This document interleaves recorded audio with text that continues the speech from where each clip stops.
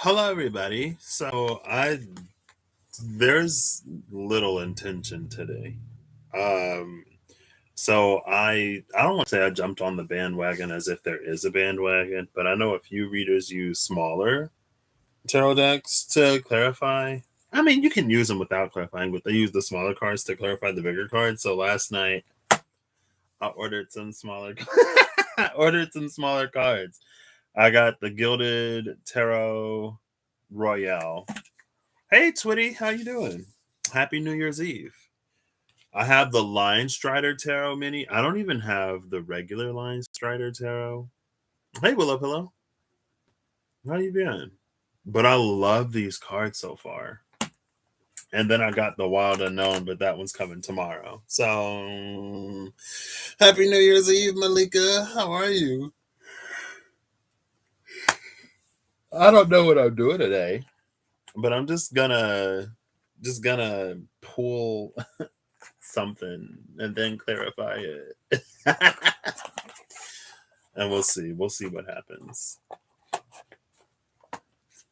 They are a little smaller. I don't know if there's like a medium between like the mini and the regular, because on the video some of them don't look that small, but maybe they are. I don't know. All is as well can be. Well, I'm all right. I don't personally have any complaints. It's just I had an experience today. And I was like, you know what?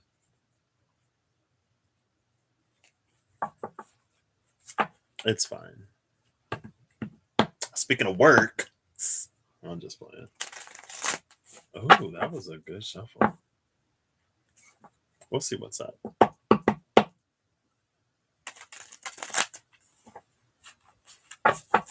I had to talk to my journey buddy for a good. Well, I was already gonna talk to her today. We were gonna. I was gonna do a 2022 reading for her, but I'm gonna do it tomorrow. I was like, hey, can we do it tomorrow? Because I went to work for a little bit, and now I feel weird. I can't shake it. So basically, I guess all of the things that make me awesome, I'm just not gonna do. I'm only gonna do what I'm told slash instructed to do, and when things fall apart, it's just like, well, this is what somebody wanted. Maybe that's the Ragnarok. Journey reading. I can do that. I can try.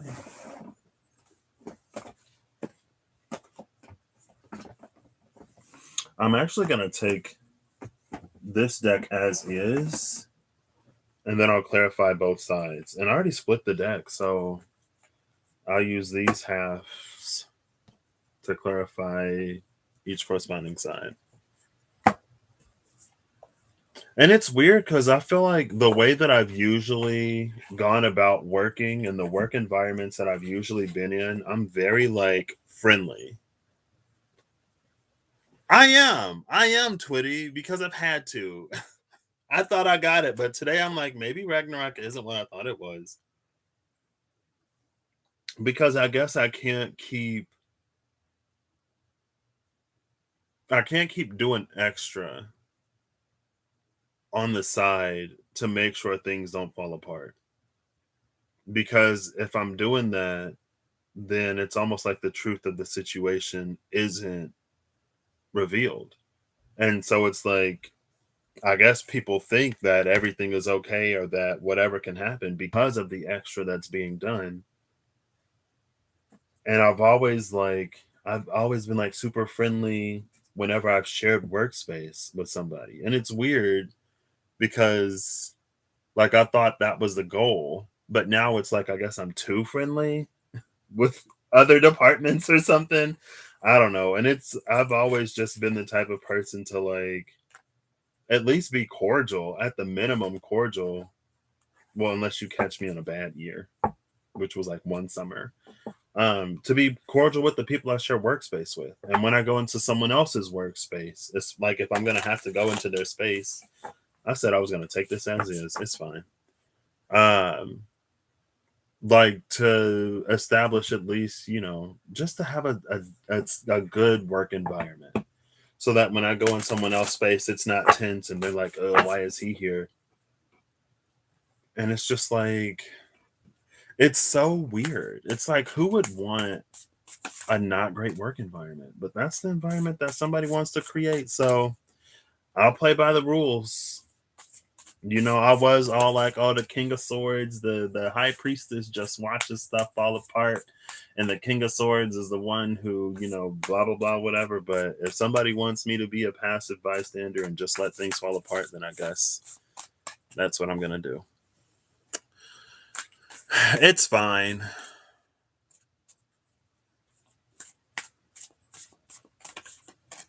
Yeah. My boss is a she, which is unfortunate. I think the upper majority of my bosses have been she's, actually. There was like my direct supervisor. One summer, it was a man. And then the following summer, it was a man. I just realized that. Like the upper majority of my direct managers and supervisors have been women, which I love because, I I get along with women more easily. It seems more comfortable. But yeah, thunder. Oof, ain't no thunder today. And the holy mountain. What's that about? With fire. Fire is Ragnarok. In this deck for me, fire is the energy of Surt. And Surt is the energy. It's like when things get so bad. I don't know. This is the story of it. I don't know how or where or when or why it resonates. But it's the energy of like when things get so bad that the divine has to step in. It's like the divine has clearance to step in. And I feel like it still wouldn't interfere with our free will. But we have like our will and our choices so respected a lot of times that we can choose things and end up in situations that aren't for the best. So with fire being under that, maybe it's coming down from the mountain. We'll start with this. Let's see. Well, I guess I'll put these together since that didn't go according to plan, but I'm flexible. I'm flexible. Flexible. Thank you. I just saw it get uploaded, but I haven't had time to reach it yet. It was Crescendo event, I think, maybe. Hopefully it's not more Ragnarok energy. Because I'm up here like, oh, Ragnarok, Ragnarok. And it's like, well, maybe Ragnarok is very hands off. Ragnarok is going to be like, well, I told you. And my thing is that, like, I don't like playing the my boss said, my supervisor said. Because, like, if my job doesn't get done or if it gets done poorly, or if there's anything that's missed, I feel like it's a reflection on me and not management. But, oh well. It's not Ragnarok? Okay. All right. I'm glad. The light is too bright. I wish I could turn it down. And if I turn on the other light, it might not be bright enough. 1 second. I miss when I had my smart light up there and I can just tell Siri to turn it off. But for some reason, it started like freaking out. 1 second.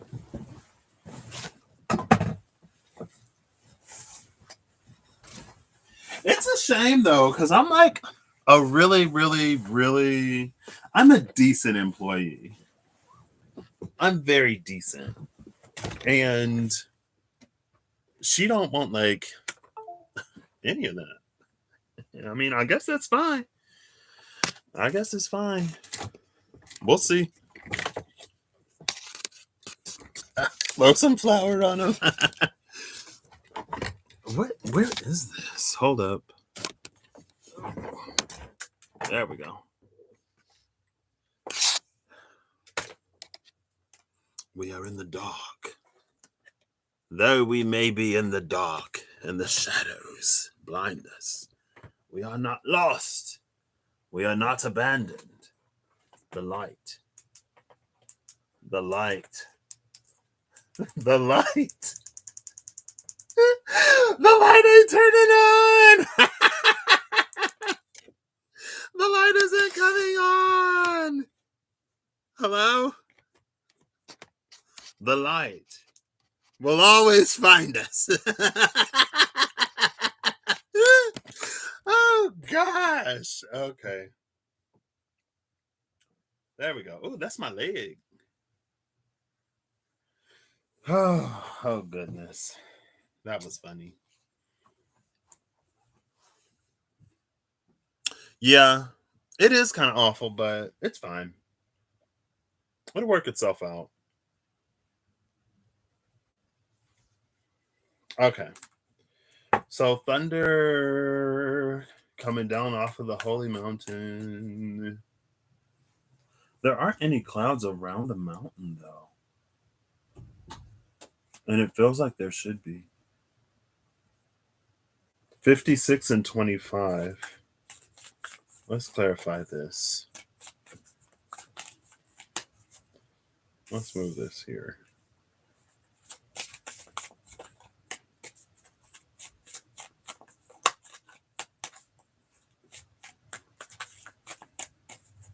Maybe. I will still do that journey, though.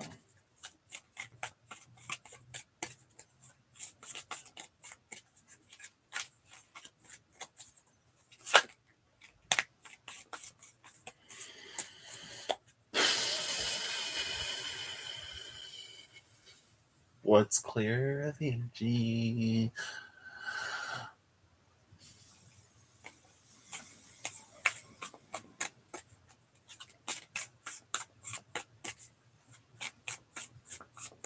Is this not the deck to clarify?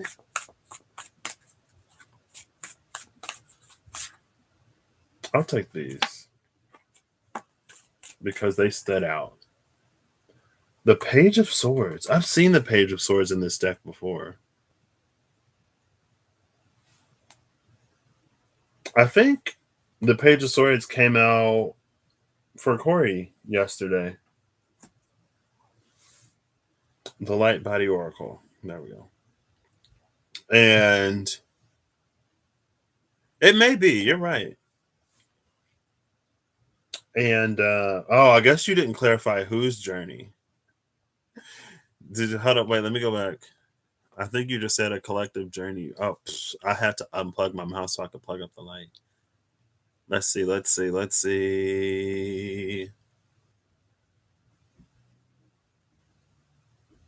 A journey reading for us. Just a journey reading. It might be some other energy's journey to us, interestingly enough. Is this corn? This is looking the real corn. Oh, it's the gatherer. Oop, never mind.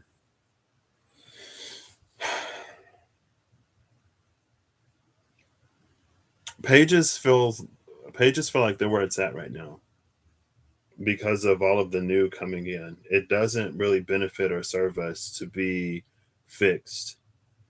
And it's almost like it's that point when everything that we know.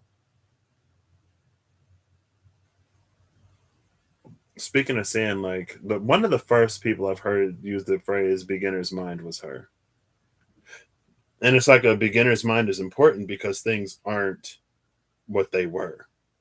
And if we're too fixed in what they were, if we're too well established, too well versed in what they were, it makes it more difficult for us to see it as it is without forcing it to fit the mold of some previous whatever.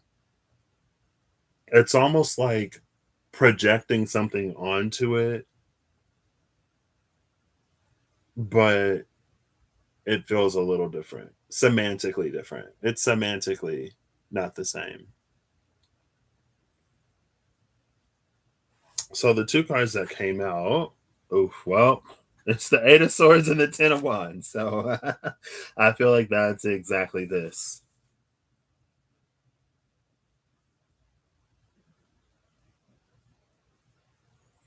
The deer are the watchers today, instead of it being the owls.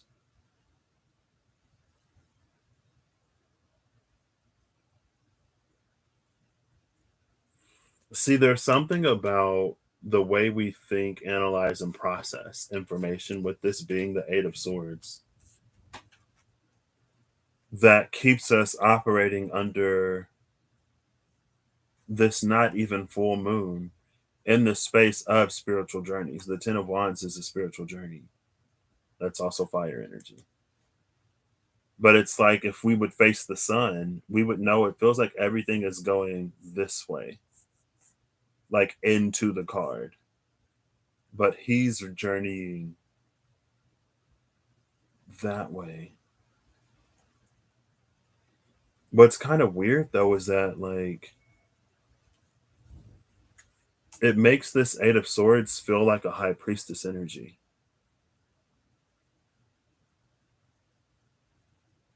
I don't think the Eight of Swords is a high priestess energy, but it makes it feel like it because it's unseen. It's almost like purely because it's unseen, that's what makes it the high priestess. And it's like, no, the high priestess is more than just like, the things that we can't see, the things that we don't know. There are a lot of things that we don't know, and a lot of things that we won't see and can't see, haven't yet seen. But just because it's unknown doesn't necessarily make it right. And it's not a right or wrong.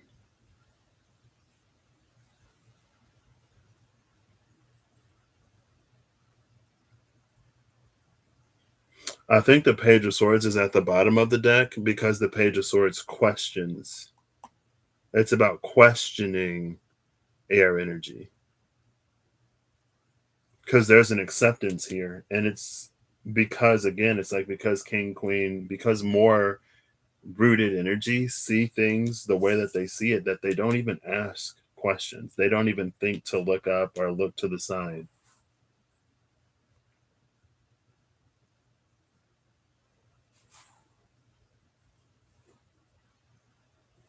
And so it's almost like there has to be like some kind of big boom at the holy mountain to grab this person's attention and to direct it upward, to direct it that way.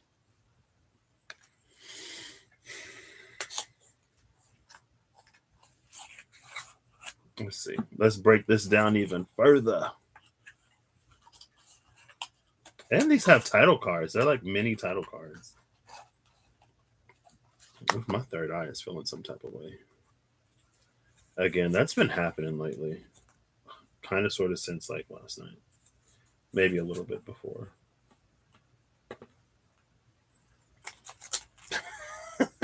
It shuffled earlier. Oh, I should have put the face cam on so you can't see me fail at shuffling. I'm kidding. Oh, look at that. That was decent.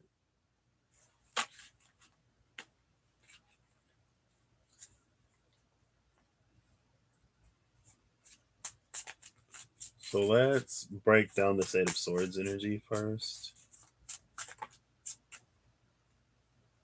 It's the Seven of Wands.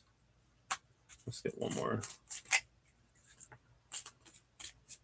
And the Six of Cups, with the Ten of Swords at the bottom of the deck. And look, the Ace of Pentacles, with all the bucks and the deer.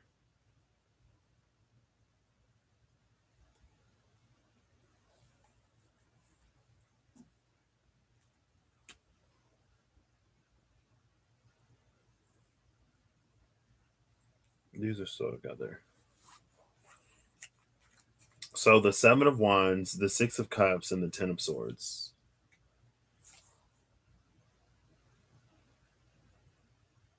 There we go.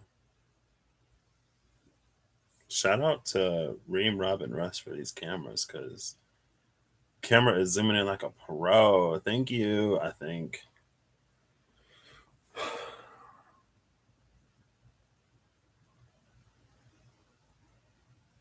It feels like the Seven of Wands is a gatekeeper.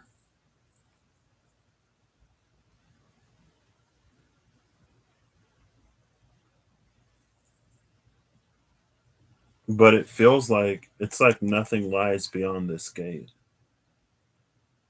Maybe like beyond this gate is the Ten of Swords, or the Ten of Swords is the feeling that we fall into um, when we can't get beyond whatever the Seven of Wands is protecting. And with the Six of Cups, it brings the thing I like about this Ten of Swords, or that I note, the thing that I'm noting about this Ten of Swords is almost like the Seven of Swords rogue. None of these swords are piercing the body. Clarinda, Happy New Year! Woo, woo, woo, woo, woo, woo. How are you? I've gotten slightly better at reaching out to people. Yeah, it's true.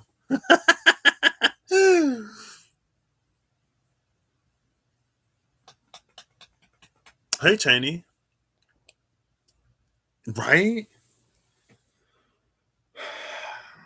So, is there like a in between size? Is there a size in between like these small ones and these larger ones?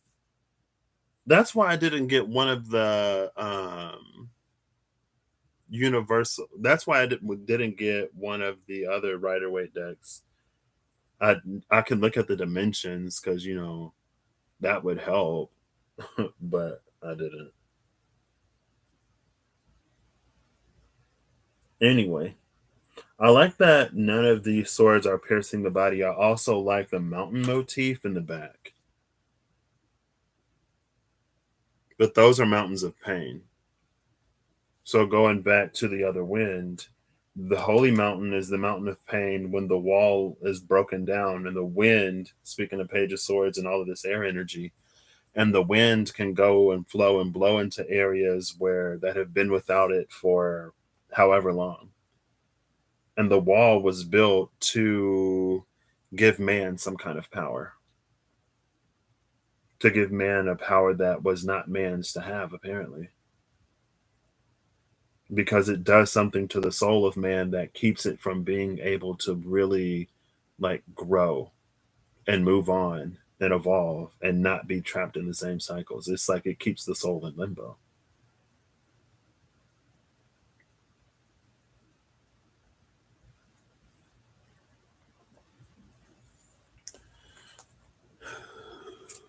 Whereas I'm feeling better.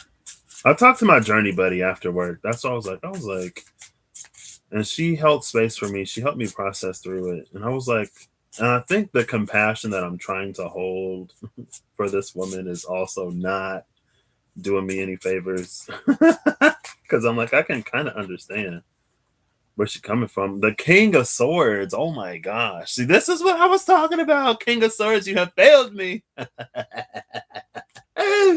I'm kidding. See, but that's the thing about the King of Swords, though. It's like the King of Swords doesn't question, he doesn't stop, he doesn't think. He just raises the sword. The Page of Swords is like inspecting, looking at this. Well, okay, well, he's looking at you holding the sword, but his energy is inspecting and looking at the sword. It's a sword that the King of Swords and the Queen of Swords, they don't even think to question anymore. So it's the space of the things that we've sort of just accepted as truth, right? So let's break this down a little more. Now, these I'm going to struggle with.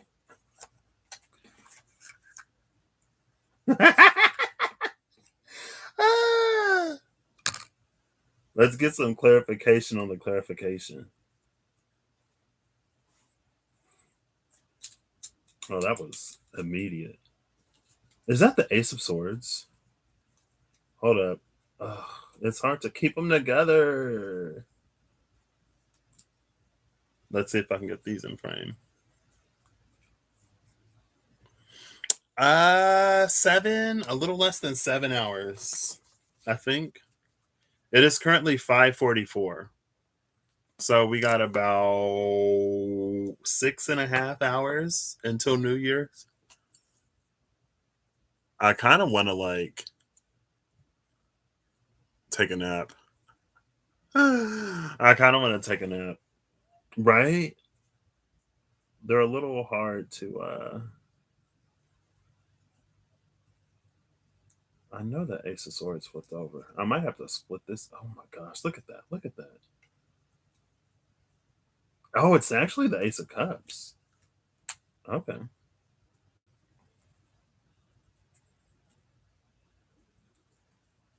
And another card flipped over. I think it might be the Nine of Cups.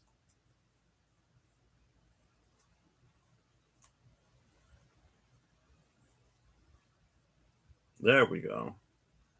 I'll get used to them here eventually. Is that the Six of Cups in reverse? I think it is. Okay.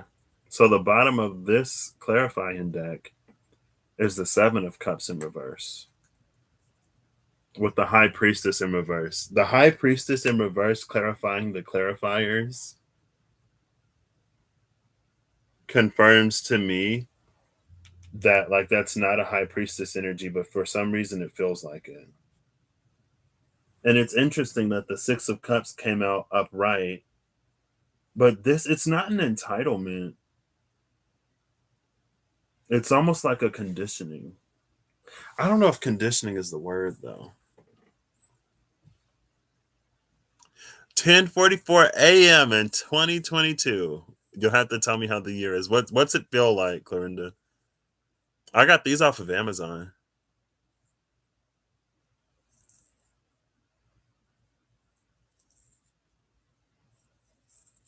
I have I have a bifocal, so the bottom of my glasses has a magnifier on it. That's how I see them. I am not partying tonight. I might play some games with family though. My mom wanted to like I also want to like really take a moment to reflect on this year. Um to take a nap and to reflect on the year and to maybe see where I want to go or what the vibes feel like cuz then that might determine what I do. What? Hey Siri, what's 34 degrees Celsius in Fahrenheit? That's over boiling. 32 is boiling, right? Is that how Celsius works? Hey Siri, what is 32 Celsius in Fahrenheit? 32 degrees Celsius is 89.6 degrees Fahrenheit. 89.6. 100 is boiling. In Celsius question mark? 0 is freezing, 100 is boiling. I feel like I should know that.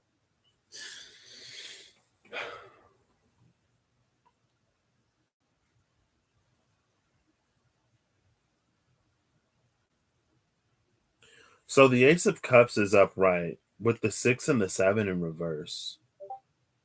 And again, it's interesting that the 6 is upright here with the 6 in reverse in the teeny tarot, the tiny tarot. I think this might be the only Rider Waite Smith deck I have. I'm pretty sure this is the original.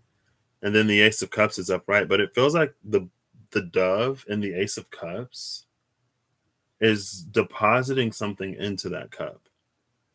Let's see if I can get it to focus. Not in the shadow. There you go. There we go.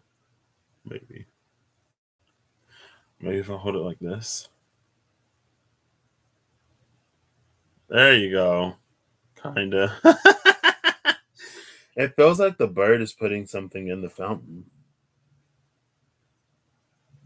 And it looks like it has a plus sign on it.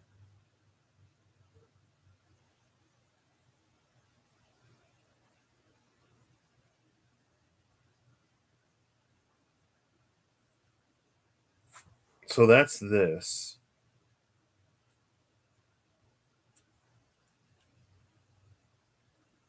There is an energy here, whatever this is. It's almost like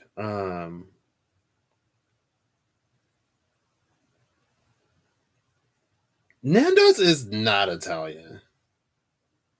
Hold up. We're gonna have to talk about that. We're gonna have to talk about that.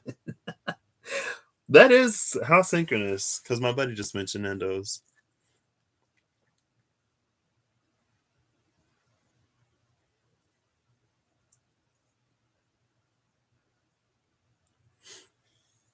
Yeah, 30, like not well, 90 degrees is a kind of, well, is it what? It's winter here, which is summer there. My brain is doing its best, Twitty. It's like when we were in the space that we were in, burdened by whatever we were burdened by, there was a life that we dreamed of. There were things that we thought would make us happy. And so we, carry our burdens best we can and we continue to make our way forward. But it feels like there's an energy, like with the Six of Cups upright, it's been overly romanticized. And that's why maybe the divine, it's almost like that rejection is God's protection energy.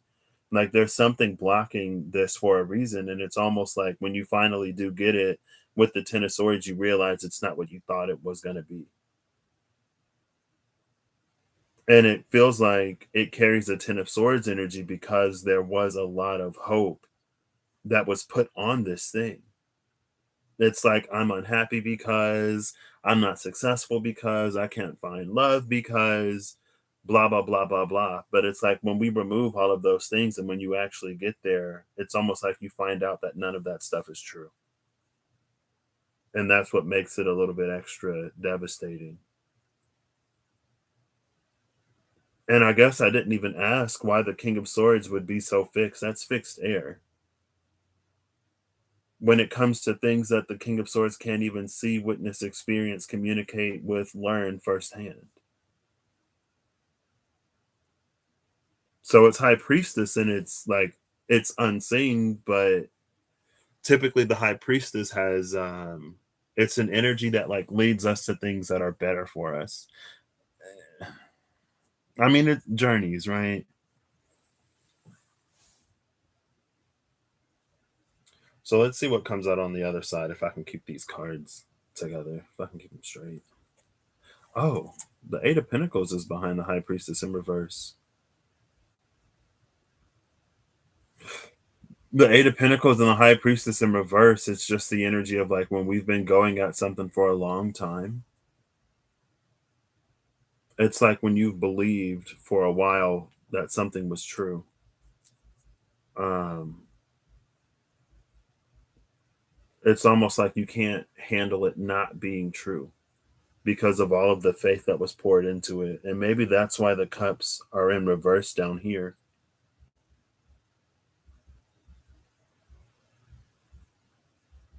Because cups can be love and stuff like that, but it's just an energy of like filling a vessel. It's an energy of pouring into something, and there's so much that we poured into this only for it to not end up being what we made it to be. But it feels like again, like there are these natural protective with the deer elks fertile energies that kind of sort of like try to lead us elsewhere, but we don't take it because we're fixed on whatever we've set our eyes on. And it's something that the King of Swords again like doesn't even think to question, just accepts it. And the page is like, hold up, wait. Something is not making sense. You're telling me that 2 and 2 is 55,264? What? Now, numerologically, that might be a 4. I don't know. Wait, what? 116 in Fahrenheit? What? Uh-uh.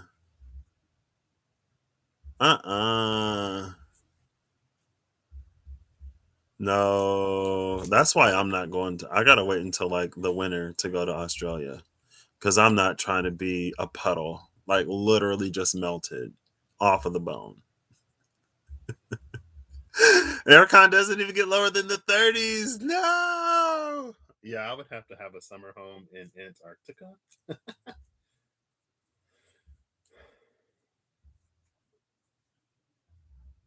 I saw a card flip over.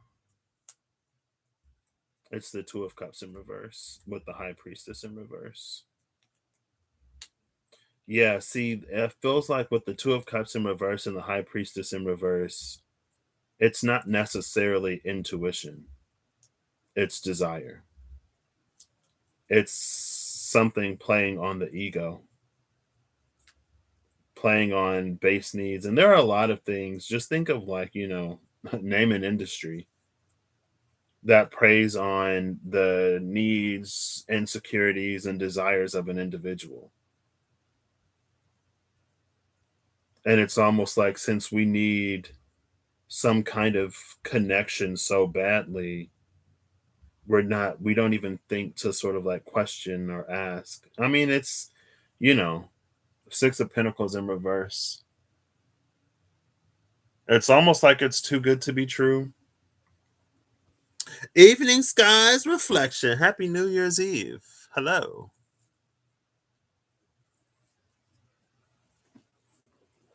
I did see that. I did notice the name change. Did I show y'all these? It's like sometimes we can want connection so badly that we go and settle for things that we know aren't for our highest good, but it's because we need them to be on such a deep level with the Six of Cups energy here that we just see it as so. So I'm gonna use the line strider to try to see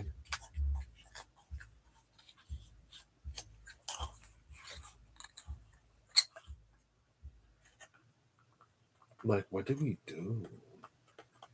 The Ace of Cups is upright. This is like it's interesting that everything up here is so swords heavy, swords and wands, and then we get into the cups. There are no pentacles here.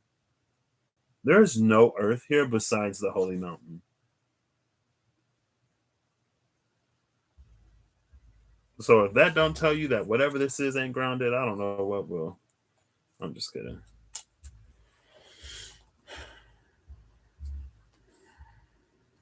Hey, with some scrambled tofu. I was just saying I'm kind of getting hungry.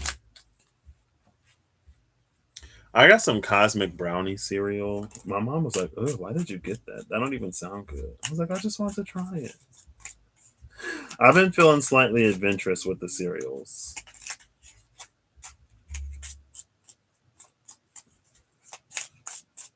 Is that a boo? Was that a wooze? A partial wooze? So for this Page of Swords, that's what I'll pull these for. So let's move the Page of Swords down here. And let's try to move these. Oof. Oof. Hey, Chariot upright. Gotta love that energy. The Hanged Man, the King of Cups, and the Chariot. Instead of it being a King of Swords energy, it's the King of Ups. King of Ups? Okay. The King of Cups, which is connected to that because the King of Cups looks at flow. The King of Cups looks at a movement behind the scenes. It's almost like the water motivates the air. And so to really tap into the source of the flow, you have to go beyond. And because this energy was in the position that it was in, it didn't seek to look beyond because it needed so badly whatever it needed. Um, Maybe we needed so badly whatever we needed.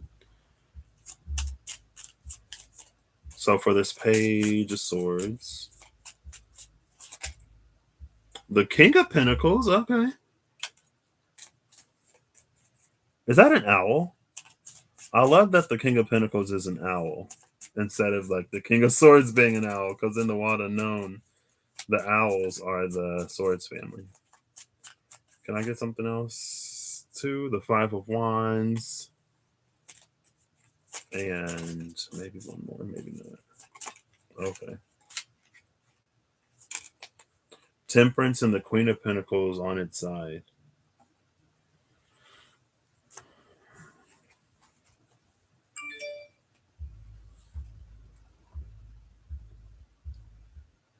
You had no cups today at all. What? I have been noticing it feels like every now and then there's an element that's missing. Can you see that? There you go. There's the King of Pentacles. What's interesting is that the King of Pentacles is an owl. And this is about a journey or journeys. The journey in this deck has the owl at the crown.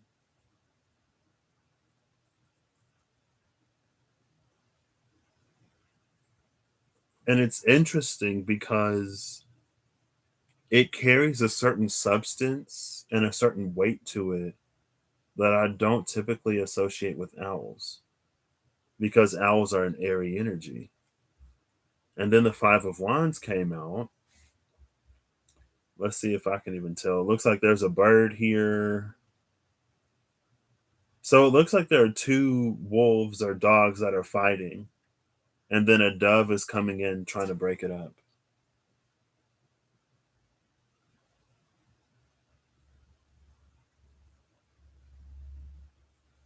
And that is a moon energy.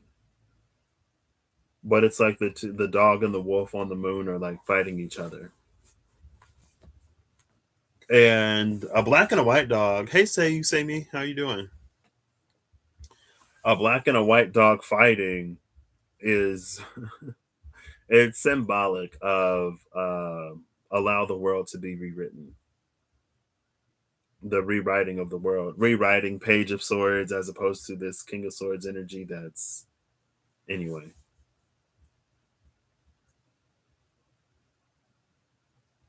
But it feels like before anything can happen, there needs to be space.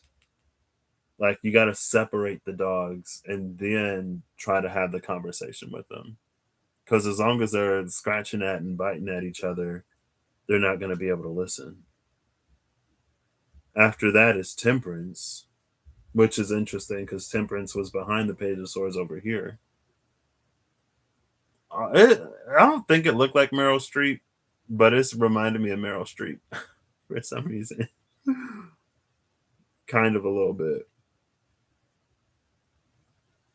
It does kind of have that Devil Wears Prada, Miranda Priestley here a little bit. I don't think it's going to focus.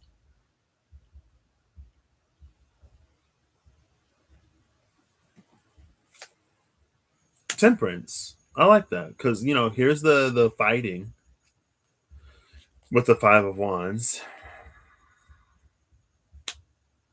and then Temperance is what is created when it's almost like they learn to cooperate instead of, or Temperance is the process of trying to get them to cooperate.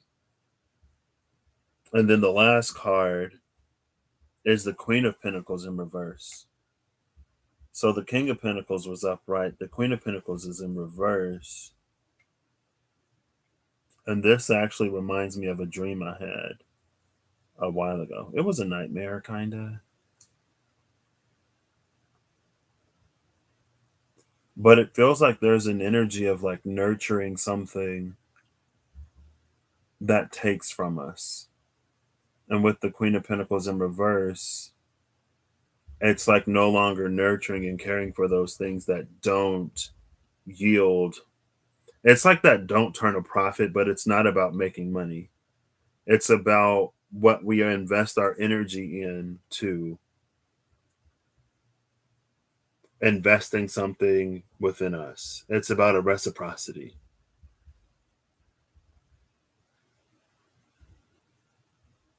And it's like there's no reciprocity here.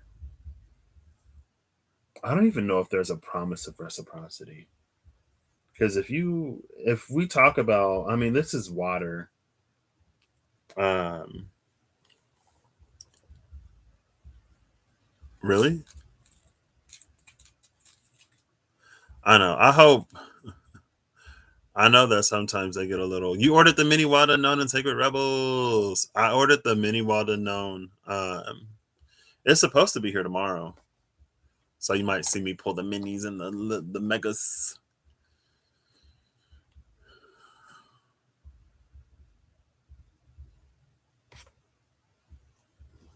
Let's see. Let's clarify this. So the dream I had I was in like a hotel or an apartment complex, and it was like infested with demons. And I'm like, oh my gosh, I gotta get out of here. So I was like hiding in a space, and a mother came up. She was breastfeeding a baby.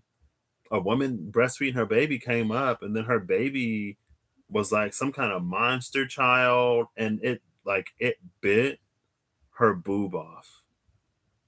Like in the dream, I literally saw this monster baby like tear the flesh and everything, just bit it. I was like, I'm sorry, girl, but I gotta go. I was like, I gotta go. That's you and yo baby. Like, I don't know. I was just like, oh my gosh. And that's like with the Queen of Pentacles in reverse, it reminds me of that. That's why it's an energy of like nursing something that is just not. But I feel like that's the thing about a lot of like big break energies in the past. It's like if I do this, if I do that, I can make it big. It's like something that will completely change your circumstances. But then it's like if you look at a lot of celebrities, if you look at a lot of people who win the lottery, if you look at a lot of people who get the opportunities that we think will make us happy, it's like they're not even happy or they have issues going on. And so it's almost like we're pouring all of this energy, and we've been pouring all of this energy into like certain types of things that don't have great payback. I mean, when you're in a certain position, financial security can be a big enough payback, but I didn't even cards just be upside down in this deck. I barely even shuffled this. How did this already flip over? And I look through them every time. I think that was the Knight of Pentacles in reverse. Yes, the Knight of Pentacles in reverse, the Nine of Wands in reverse. Oh, that's a whole bunch of cards. Hold up. I ain't taking all of them. I'm not taking all of those. Oof. Go back. Trying to flip this Nine of Wands over. I don't know if those just like got missed or what. We'll try this again. I could fan them out and just pick a card because they're kind of hard to shuffle. Yeah, I was like, oh my gosh. Like I had a dream one time where I saw a fox rip the skin off of somebody's back. Ace of Pentacles in reverse. I was like, why? I didn't even watch no movie or nothing. Like, why? How is my brain doing this? What is happening? Oh, okay. All right. So the Queen of Pentacles was upright. Um, the bottom of the deck is the Eight of Cups in reverse. 6, 7, and now the Eight of Cups, all in reverse. So in this Page of Swords, there exists a question or a line of questioning. And with Temperance energy, It's almost like Temperance is a vending machine. Right now, we're putting the coins that symbolize our hopes, our dreams, our whatever into vending machines and pushing a button trying to get something to come out of it. If you get lucky, you might get something. It may not be that great once you get it, but you'll get something. And it's like the Page of Swords is like,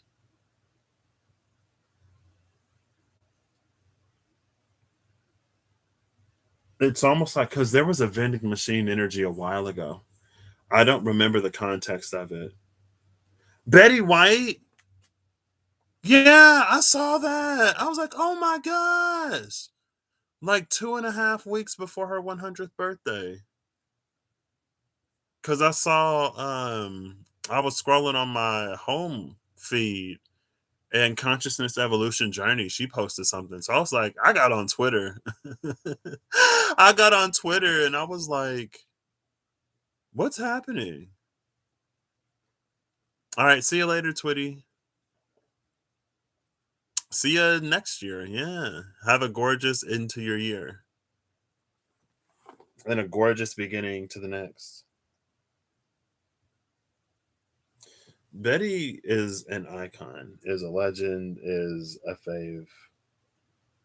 And like hearing that she was 99 and almost 100, and I read one thing. It's like it's unrealistic to think that anybody would live forever. But it was almost like if anybody can live forever, then it's like Betty White. Um, but yeah, rest in power. She was an absolute treasure. So the Ace of Pentacles is in reverse, and the Queen of Pentacles is upright. Can you see that? There you go.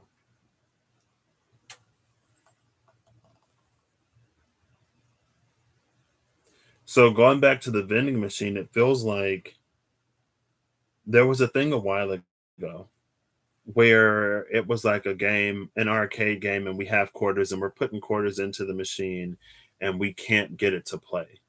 Like we put in 1 quarter, 2 quarters, 5 quarters, then we go up to $1.75. We put like $4 into the machine, and it's like at a certain point, it's like, at some point things have to move, but then it's like, okay, so maybe this thing just doesn't work. And we give up at like 425, 450, 475, some people 25 cents, some people 0 cents. And it's like it costs $5 to play.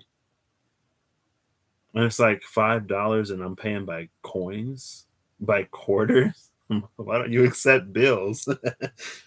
But there was an energy, and maybe it's this fiery cert energy. Maybe it's the energy behind, because it feels like that's the divine in some way protecting us from these pathways that don't yield the happiness that we think they will. Um, but there was an energy that was watching and that knows how much it costs to play the game. And it knows the nature of people. And so what it does is it waits for someone else to start putting in the coins. And then when they give up, wherever they give up, 275, 350, 425, 85 cents, somehow a non-quarter got into the machine and was accepted. Like when they give up, it goes and it makes up the difference. It pays up to $5 and it plays the game. So it gets all of the access to it without having to pay as much because the work that other people do. That's the last time a vending machine came out. But this time, it feels like there's something about the currency or something about the vending machine where the Page of Coins is like, wait, Page of Coins. The Page of Swords is like, wait, you're telling me if I do this, I do that, and I do this other thing, the magic of Temperance is going to spontaneously, magically give me something else. Something about that doesn't seem quite right. And I feel like that's why this Ace of Pentacles is in reverse with the Queen of Pentacles upright. Because instead of putting the coin into the vending machine, the Page of Swords decides to put it into something that's more worthwhile.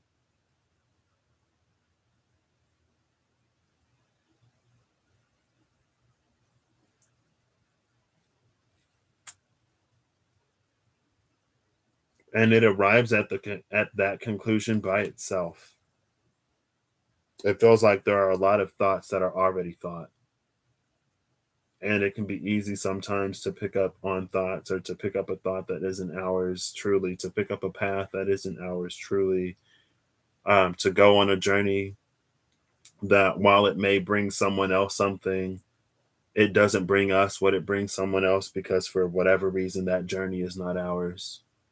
Or at some point, we pivot off and we go on our own way.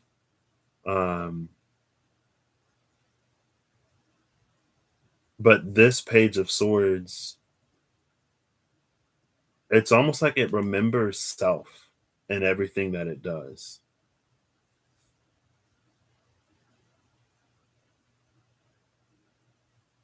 And so it's almost an energy of like, well, what makes sense for me? What nourishes me? What grows me? What is like, what are wise things to invest in for me? Like, what do I want?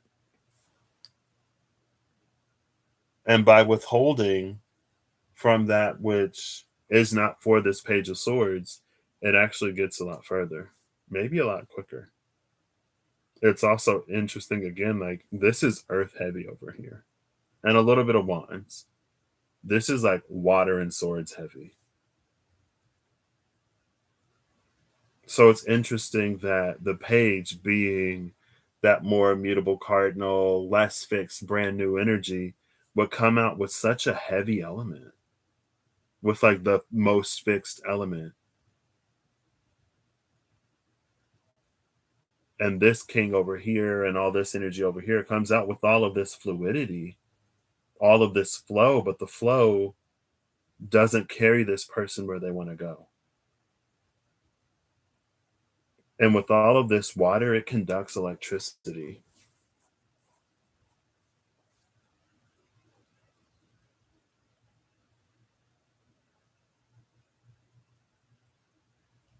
That's not necessarily what I thought. But it does almost feel like an energy of like, some dreams may be shattered, but then it feels like it's not even like your dream, or it's not even our dream. It's not like what we really dream of. It's not what we really want. It's what we settled for. It's what we sought. It's what we pedestaled from the place and position that we were in. From what we knew, it's what we thought was good.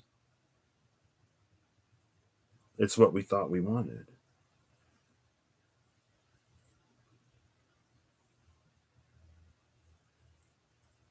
So let's see what's before and after the journey. Oh, the owl.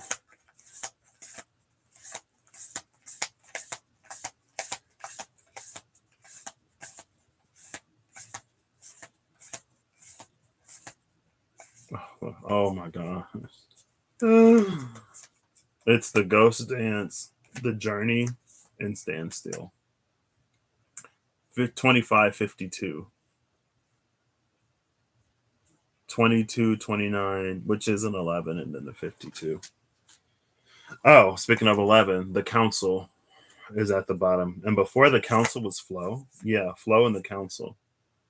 It's interesting though, because this is the second time that council energy has come out with an agenda of sorts, but it's not one that plays to the interest of the individual. Like, the council has its own thing going on. Because it was what? The hunter, the council, and some other card. But then there was an energy beyond the council. I don't know. Hey, Holly. Happy New Year's Eve.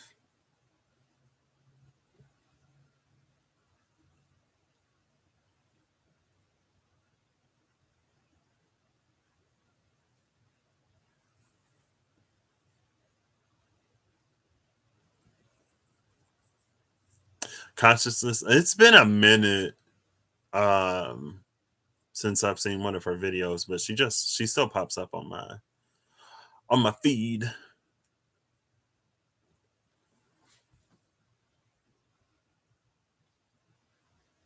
The Ghost Dance, The Journey, and Standstill. The Ghost Dance just came out last night slash this morning for an energy that's out of phase, and then here's that owl again. But this isn't able. That's what I was talking about. Like the owl being the King of Pentacles in this deck carries a substance to it and a weight to it that I don't often see associated with owl energy. And here, it's like it's this ethereal spiritual thing that it's like it's out of phase. Like this is in the spirit, we're in the physical, and they're not really. Maybe there's a bit of overlap, but it feels like it's missed in this card. Or it's so small a fraction because there's a void energy here.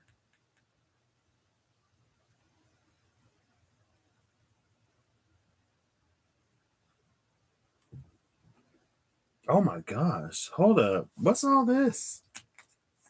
This card has it too. I don't know if I'll be able to, let's see, show you. I don't know if the camera will pick it up. Oh, it's not picking it up. There's some like streaks in this card. It's not picking it up. But it's like here. It's almost like the veins on a leaf. Maybe that's some lightning. I don't know. But the ghost dance, it's like it's out of phase. It's like it's in one reality trying to bleed through another, and it just can't. And we're stuck at the precipice. Look at that. Like if we're at a standstill, we're at a standstill for a reason. And the standstill came out what yesterday or at some point recently. What is time?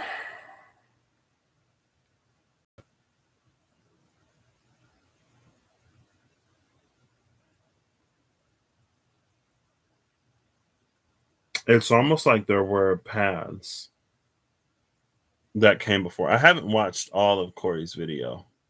I went back and I started watching a bit today. I was like in and out yesterday because I got on a call with my friend after I finished mine. Um,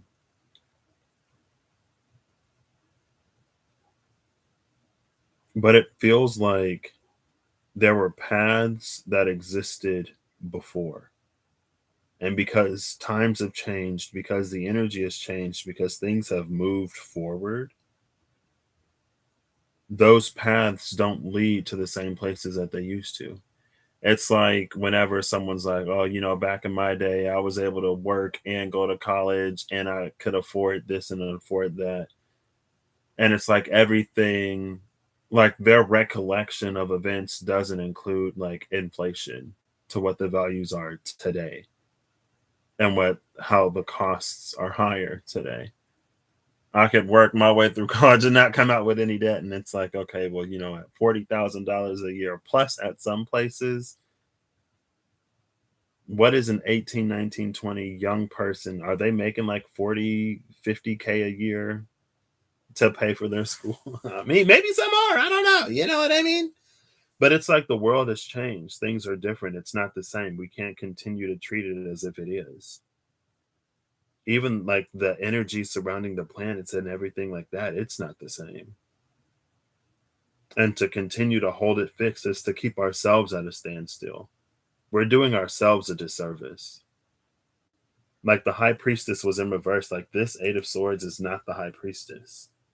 And she's still in reverse. Maybe at one point that was the guidance. Maybe at one point that was the direction. Maybe at one point the flow on those channels were open and they led to something beautiful and brilliant and magnificent. But things have shifted and things have moved since then. That's why we have to look at these swords rather than just swing them around. They've gone dull and rusty.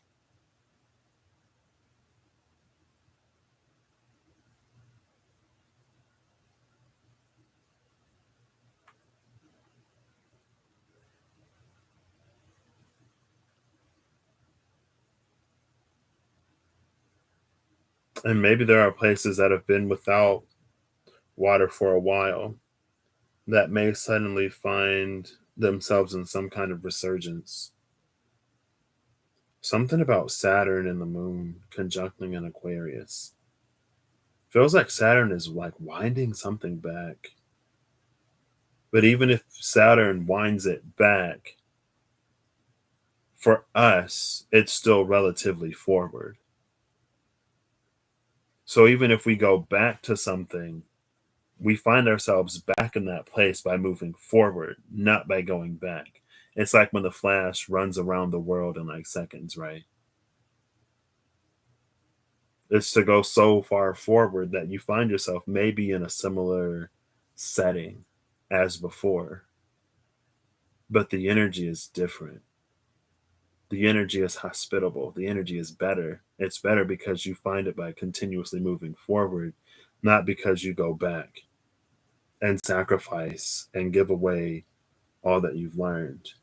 Because that's what this energy is. This energy is, it demands so much sacrifice and it gives so little in return. It's almost like that genie. It's like it might give you money, but you'll soon discover that money only solves some problems, and sometimes it comes with others.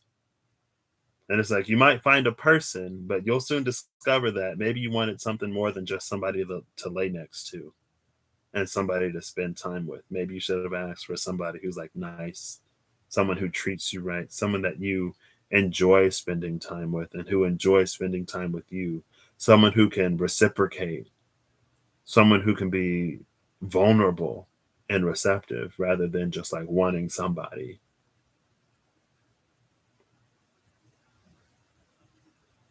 And it's all those things that we don't look at when we're starstruck.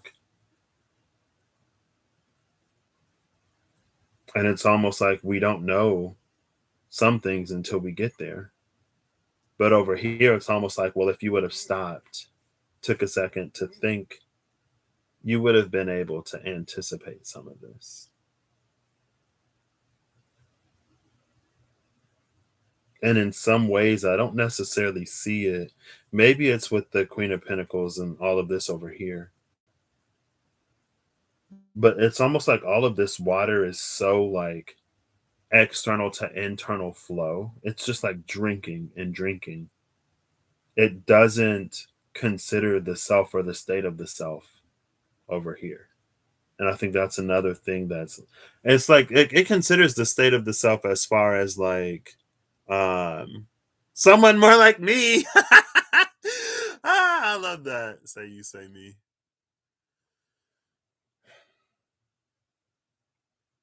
Um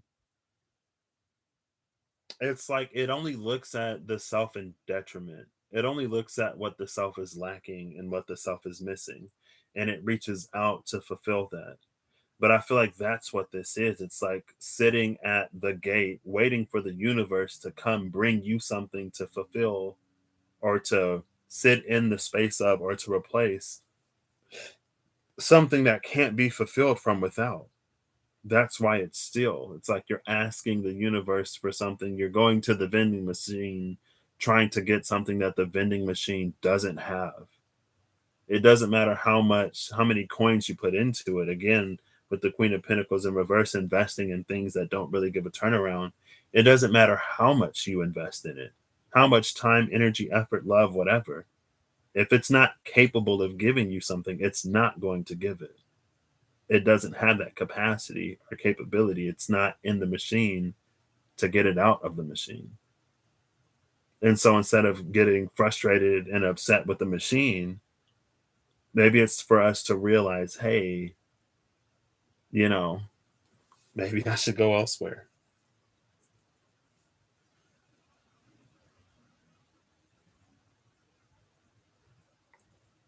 I've been so bad with the chat.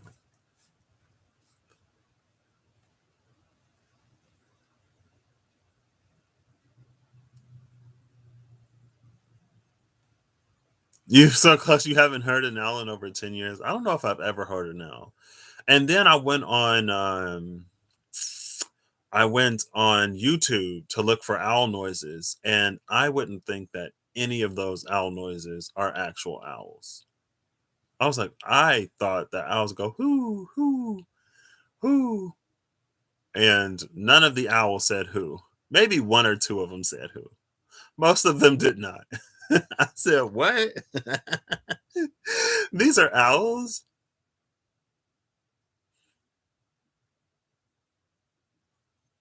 But anyway, I don't think you're here anymore, but see you later, Steph. Happy New Year.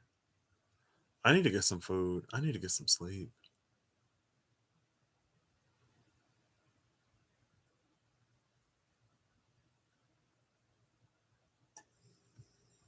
Oh, I am hungry.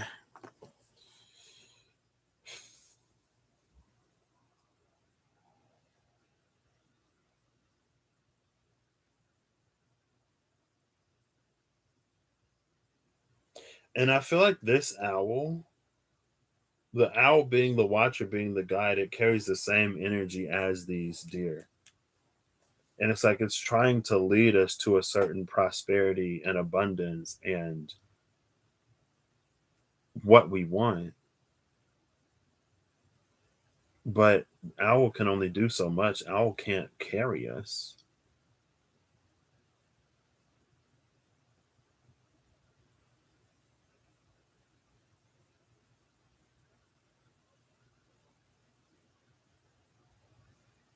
So maybe that's what the journey is.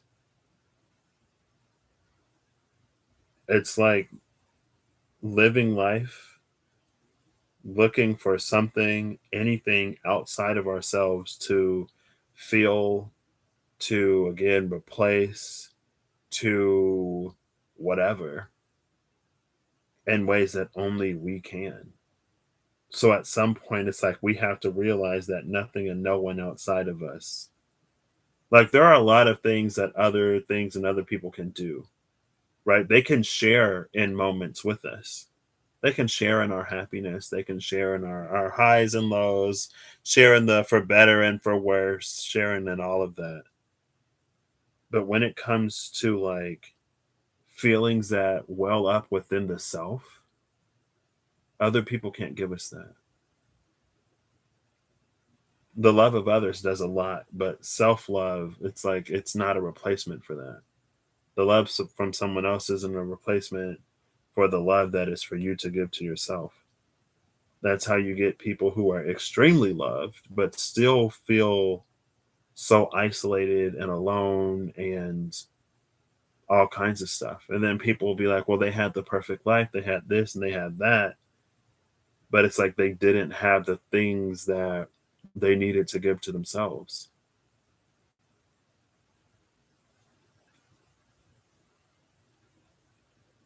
And I personally don't know how we ever reach the point where we do for self. But it's a road that probably comes with a lot of disappointment. Because again, it's a lot of wanting, asking for, demanding things from people, places, jobs that just can't give it. It's not for them to give. And it's like, again, like they can teach us how to do it. A good one can teach us how to do it. I know there are people who, because of the love of others, they're able to find love for themselves. Because of the support and encouragement and the belief of others, they're able to learn to believe in themselves. But again, it's like there comes a point where some of that stuff, it starts to come from the self. And then when it comes from the self, it enhances and enriches and enlivens those connections and those opportunities and those experiences even more. Because now it mingles and it plays rather than trying to pour into something that may or may not take it depending on the day. And it's not for anybody to come down on themselves in any kind of way.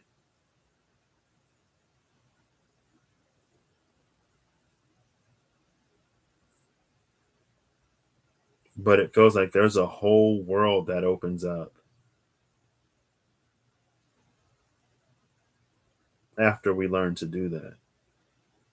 And then there are many worlds and even more worlds upon those that open up when we interact with and have exchanges with others who are also able to do that.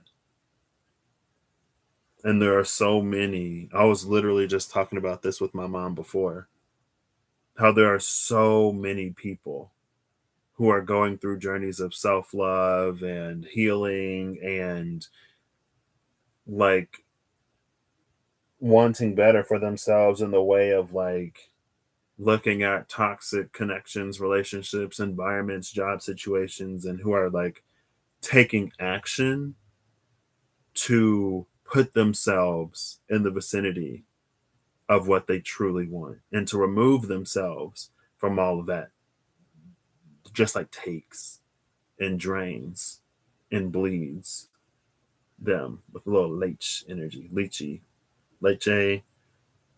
leech. Um, and so it's like the world, it's almost like there's an acceleration that is happening somewhere that I don't see, but maybe that's building the council. It's either building the council or it's shifting the council because the council, a neutral council, it feels like representatives. And so they represent the collective. They represent whatever collective they represent. So if the collective isn't that great, the council isn't going to be that great. But it's like as things are shifting and moving and changing, the council is changing because those that they represent are changing. And that's something that we've experienced, for or against it doesn't matter. But a lot of people are more vocal in their support or not. Well, never mind. I take that last one back because some people have always been extremely vocal about who and what they support and who and what they don't support.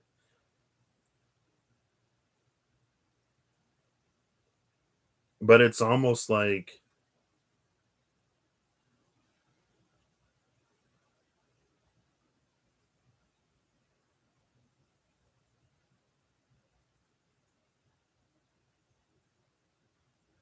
it's just the collective subconscious and collective unconscious is it's changing. It's going through some stuff. It's been going through some stuff. And I think it's working through it. And as that changes and happens, what it does is it changes on earth what's possible. And it's almost like it changes the default because it's like some kind of mathematical mean, median, mode, average, whatever.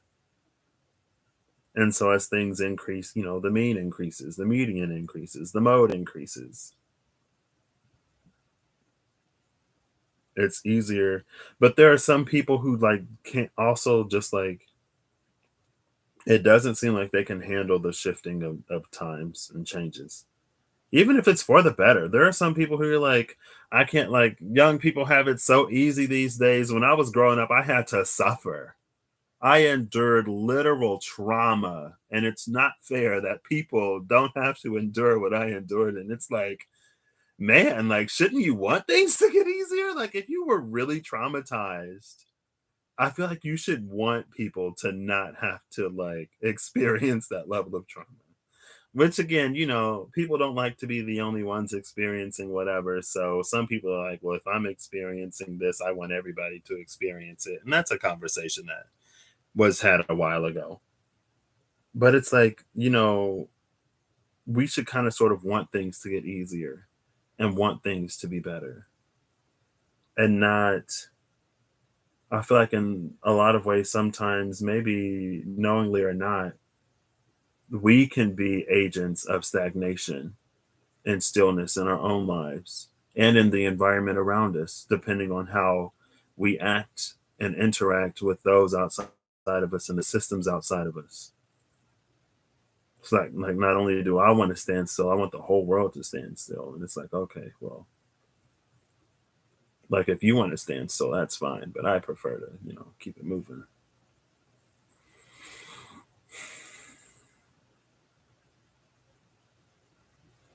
And it's almost like we become the ghosts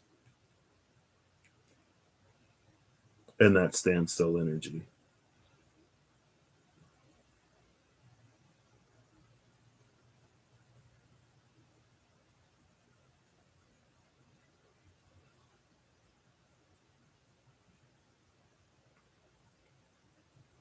So I didn't necessarily have any expectations, but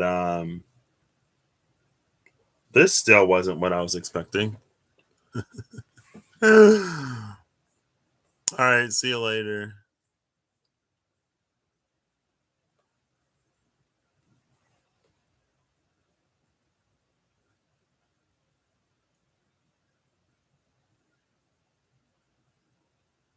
Happy New Year. I don't know why I said it like that.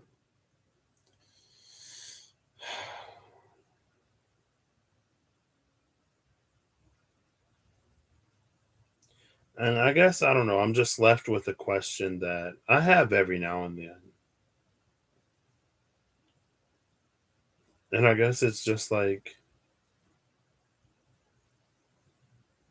are we ready for better? Do we really want better? And it was Russell, question mark. Yeah, I'm pretty sure it was Russell who earlier said it came out maybe around Pluto. I don't remember. But what we need to sacrifice for better and to get better. And it's almost like it carries a certain Lent like energy. It's like, someone's like, oh, Lent's coming up, so I'm going to give up something that I don't really partake in. And like, that's fine. Nobody's judging anybody. But it's like, if it's not really a sacrifice, then there isn't really going to be any payback. Like, if you don't put anything into it, you're not going to get anything out of it. There are things that are easier to sacrifice than others, and a sacrifice is a sacrifice. But again, there are things that are easier to sacrifice than others. And we can't only expect to sacrifice that which is easy to sacrifice and to get all that we want.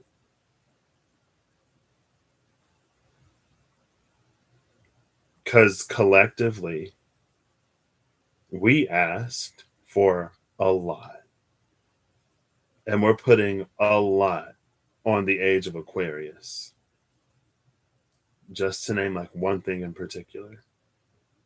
There's so much that we put on it.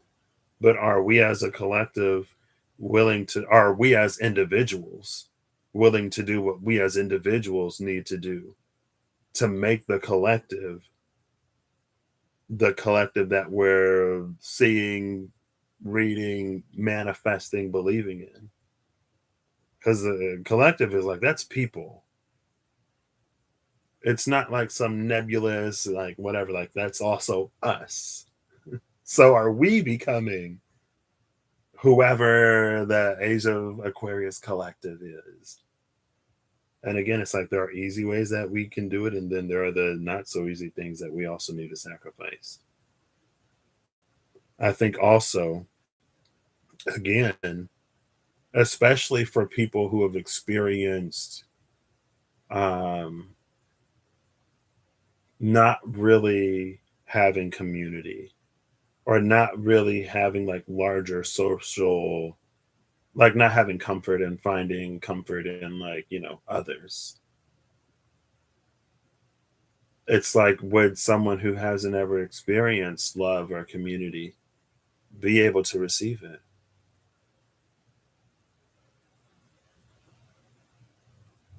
And then I think in that way, sometimes we encounter ties with the past. in ways that it isn't always easy to walk away from. And it's almost like that's the space where paranoia can come in, and anxiety could come in, and intuition can kind of sort of take a backseat a little bit. Not always, of course. Like there are some times when it is like, your intuition is your intuition. But as people, sometimes we can confuse anxiety and paranoia for intuition. Not always, but sometimes, especially when we get the better. And it's like, if you're manifesting a large friend circle, are you overnight going to be able to get over all of your abandonment and rejection traumas and issues to accept the community that you're manifesting? Because if you get it and then you're not, like, that's my thing, I guess. It's like I would hate for someone to get everything that they wanted, wished for, and asked for, and to not be able to receive it. And more than that, I wouldn't want someone to have to feel that they are the reason why it didn't.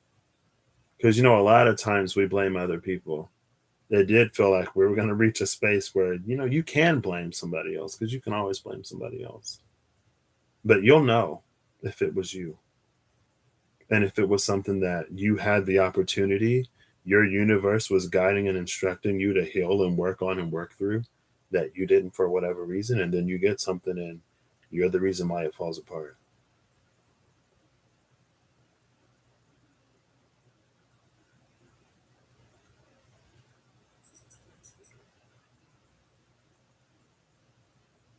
And maybe that wouldn't happen. I don't know. I'm just a dude.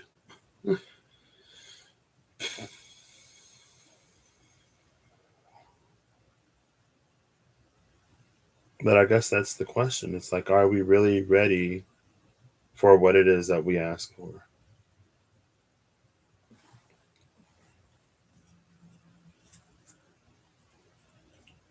And I personally tried to be.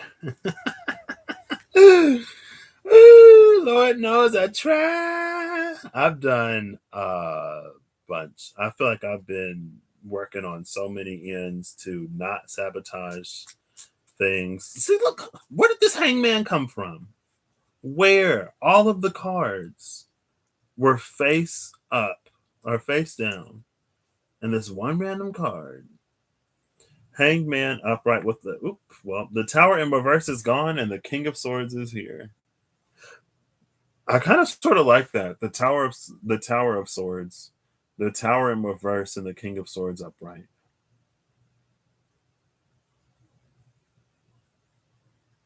I don't like it as like this is good energy. I like it. I think there's some kind of irony here.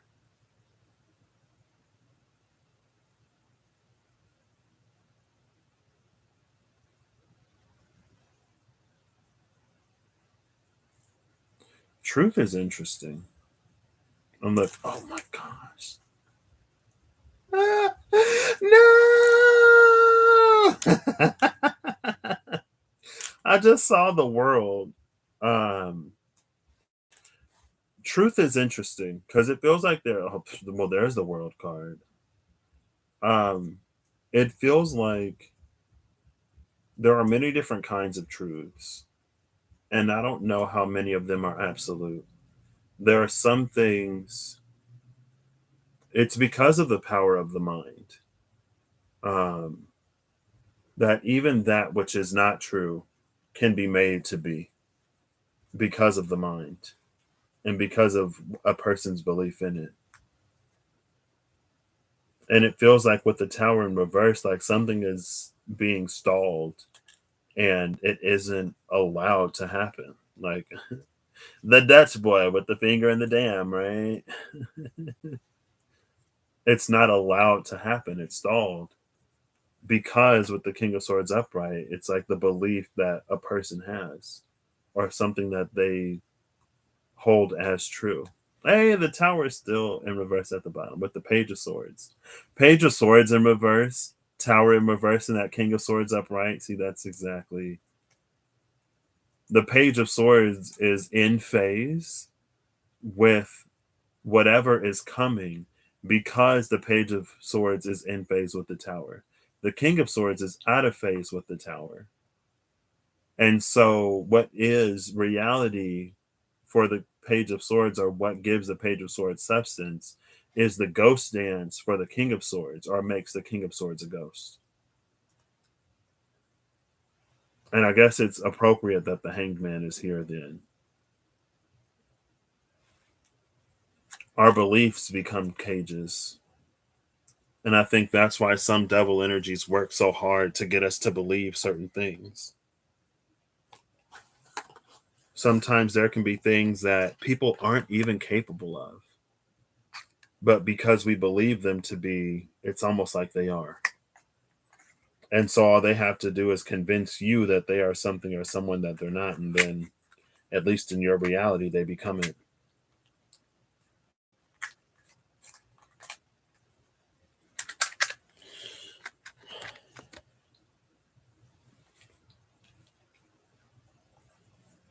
This isn't necessarily what I wanted, but that's fine. It should be. Where I can just like shake it up and then pull one out.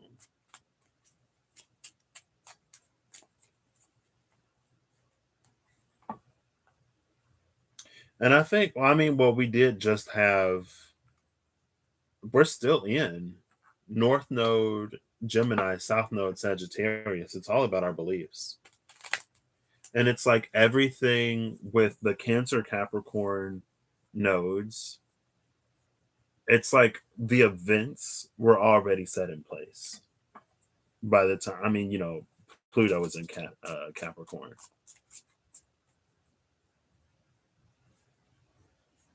But it's like belief is such a tricky thing.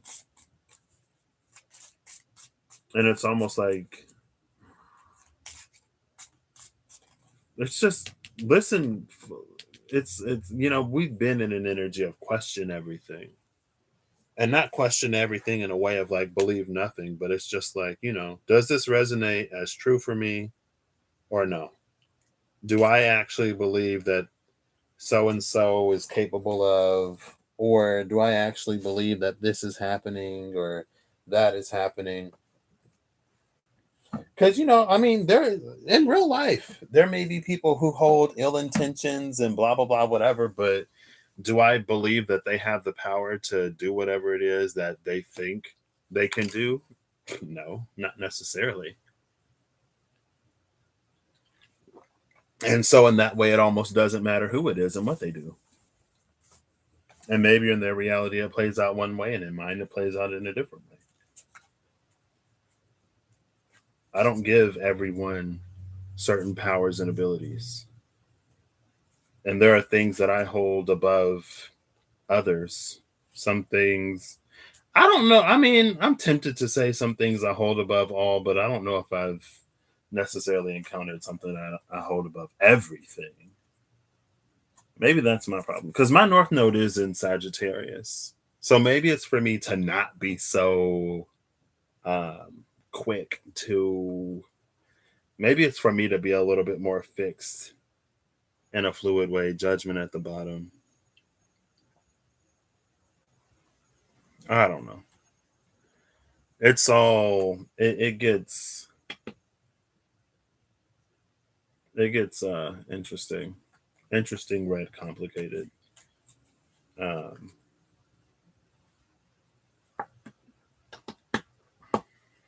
I don't know. But the nodes go fixed here soon.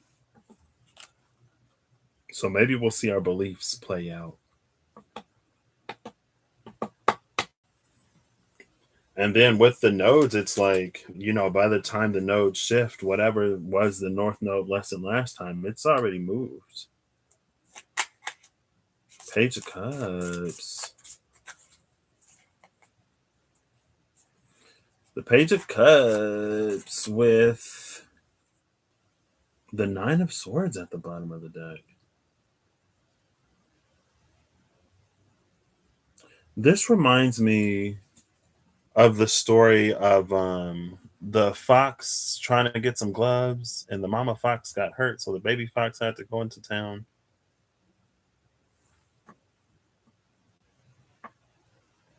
Because it feels like this fox doesn't deserve whatever's happened to it.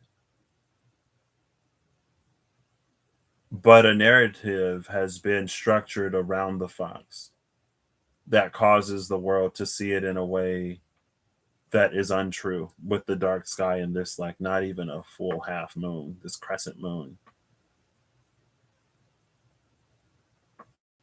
It's almost like it's a victim to the narrative. And the fox itself, it's like there are communication barriers, language barriers, but it's like the fox itself isn't powerful enough to question and change the narrative set by those so high above it. All it can do is rely on the kindness and the humanity of people to see the fox as it is, instead of how they've been told, conditioned, and taught to view the fox. And because of that, I love this Page of Cups, because the Page of Cups will connect to the fox, and it will see if the fox is truly this darkness or if there's something more to it. And I think the Page of Cups realizes that whatever spin was trying to be put on this fox, it's not it. There's no truth in it. And because the Page of Cups realizes that, her whole world becomes different. Her world becomes based upon a different truth. Her experiences become ones that align to a different truth. And it kind of sort of, it falls out of the matrix. That's the easiest way to say it. The easiest and the quickest way to say it is it falls out of the matrix because of the beliefs. And not only the beliefs, because of the interactions as well. You know, a belief that isn't acted upon it's almost the same as not holding it, like not even holding it in the first place. It's like if you hold the coin but you never put it in the vending machine, how do you expect to get something out of it? But at the same time, not everything necessarily needs to be acted upon. That's why with this Page of Swords and that Page of Cups, you look for yourself. Don't even listen to me. Look for yourself. Fill out for yourself. And build a system of beliefs in a world that aligns to you. And then it feels like we become lightning rods that the thunder of the holy mountain can run through and run to.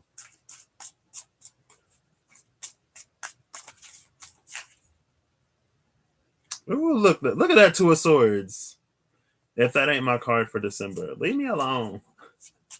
It's the last day of December. This month was so quick.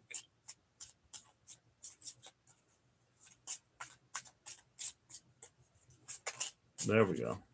Is that the Knight of Wands? It is. Knight of Wands upright.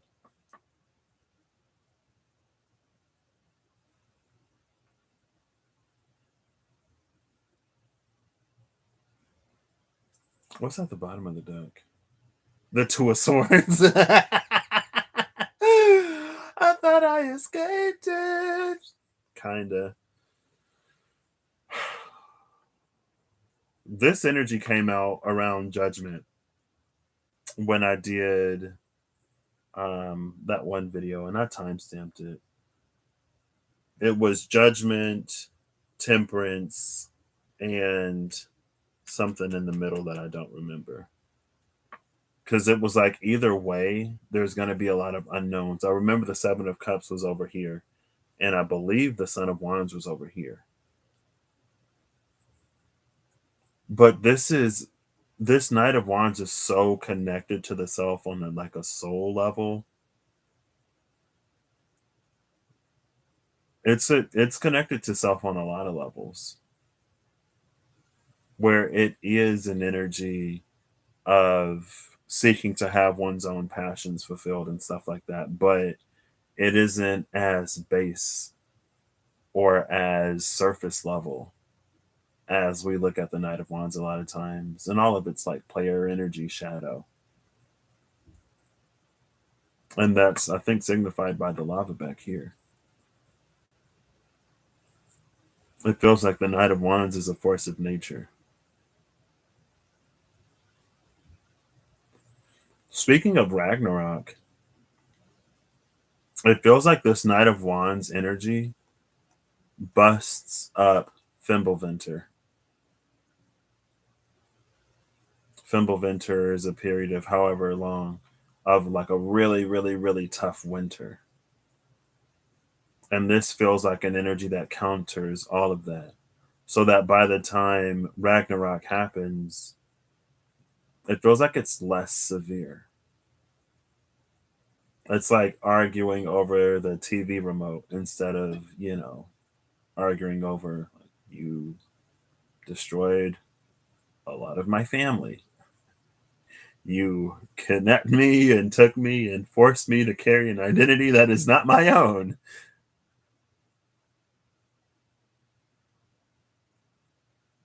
But maybe with that lightning rod too, maybe it's like we become the beacon of source light energy, where the environment around us becomes almost an oasis of sorts, or we're able to bring warmth because, oh, that's the 75, the Scholar of Souls. That came up in a card earlier. I don't remember which one it was on. Maybe it was the one, um, a full recognition of self that has yet to be realized. I wouldn't say this is full recognition energy, but this is a recognition of self that is in the space of being realized. And as we realize those recognitions of self, we actually discover more of ourselves.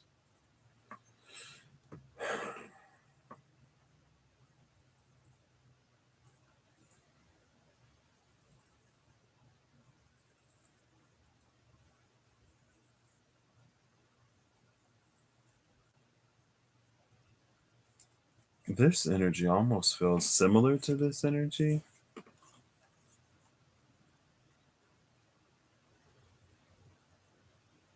But it's like the Two of Swords is it's like an internal conflict that we might feel. The moon behind the Two of Swords is what motivates the conflict. This person is behind the moon. And it's almost like this is a truth of self in the light. This is a truth of self in the dark. And it's not necessarily a dark truth, but it's like even this energy, even this has a lot to reveal about the self. Like there's a reason why we carry what we carry. There's a reason why we seek what we seek, even if we don't know it. And it does have it has a lot to reveal about the self.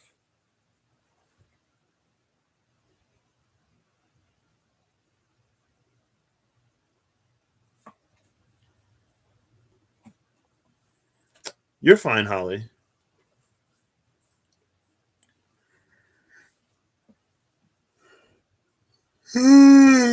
Excuse me. Enjoy the rest of your evening, your year, and have a happy new year. There you go. That's that. Oh, here it is. I'm like, where did that box go?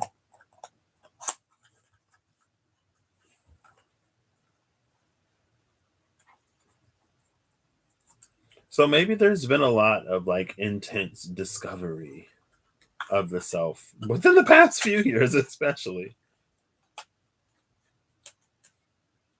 And maybe it's a little bit of a call again to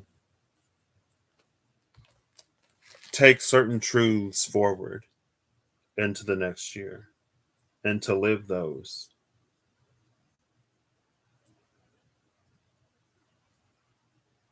I think the 10 of Wands came out earlier. Something about the things that we choose to carry forward, but also like that energy of honesty with the self it's huge, because there are things that we carry that we may not even be aware of, probably mostly because we don't want to be. um, but maybe in some ways we just aren't capable of, because it's almost like, again, in seeing the truth of the self, we're able to see those things that have been imparted upon us and imprinted on us that we think of as truths of the self, but they actually aren't. But because we believe that they are truth, it becomes our truth. And it becomes our truth because, like, that's who we become.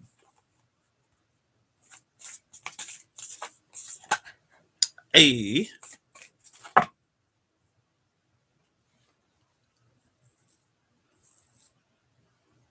good night, say you, say me. The Wild Woman and Pachamama.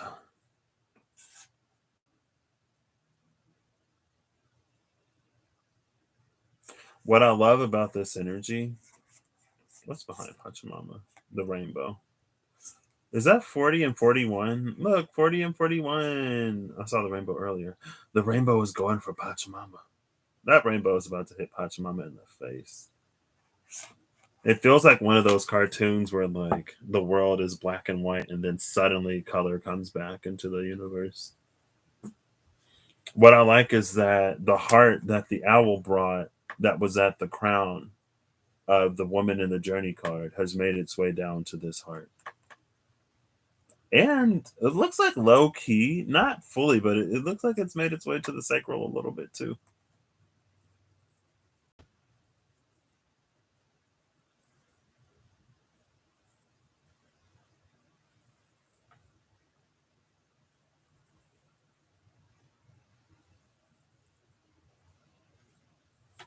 This is a full expression of the self. Speaking of that Knight of Wands being the space of um, recognition of the self that has yet to been realized, and realizing, actualizing, becoming, being, more so than integrating, being who we really are. It puts us again in a whole. Is that who was that? Oh, it's the witness and the curse. You wish. Oh, look, 14, 41, 41, 14. And like, this is what breaks the curse. It is this expression. The curse is able to proliferate because no one speaks it, or because no one speaks otherwise.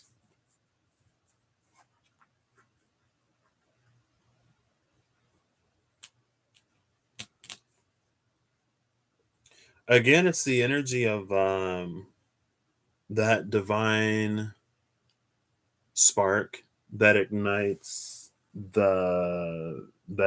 other people. It's like when someone else witnesses the wild woman, it helps them break their own curse. It helps them come into a space of living their true authentic expression. It puts them closer to a space of being, but being who we know the self to be and who we discover the self to be, rather than being who we thought we were while we were in the space that we were in. It's easiest to say like a 5D being rather than a 3D being, although it may not necessarily be so cleanly cut dimensional.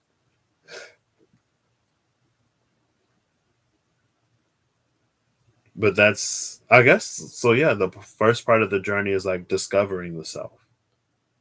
The second part is learning to be the self and embodying the self. And then the third part, it feels like it's living.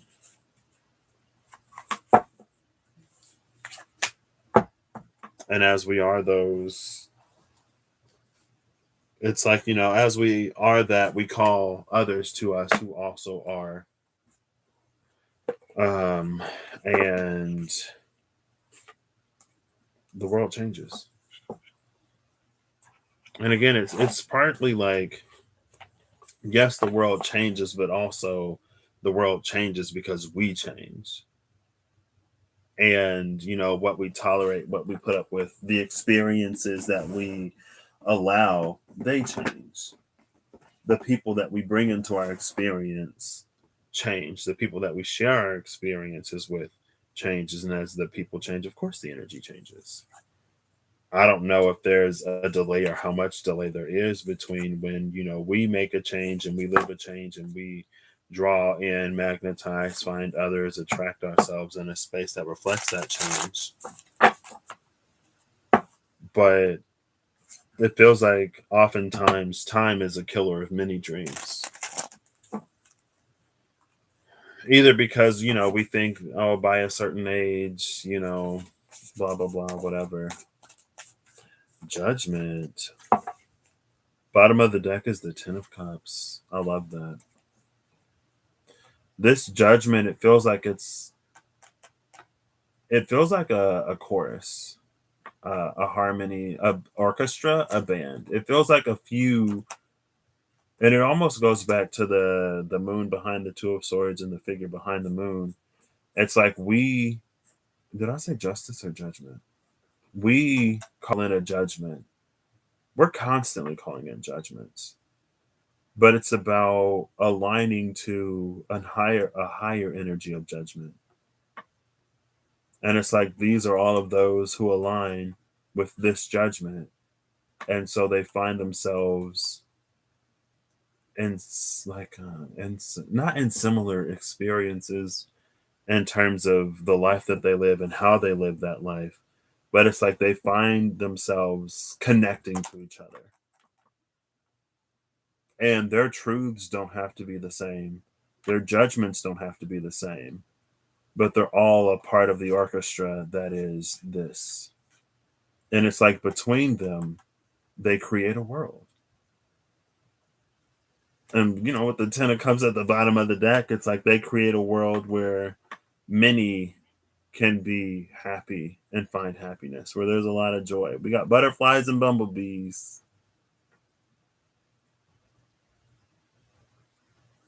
And two women. Two women, two ducks, three ducks. Is that a mallard? Is that a drake? No, the female mallards look different, right? So that might be a drake. I don't remember. What's interesting though is that these cups in this deck, they lie below the rainbow.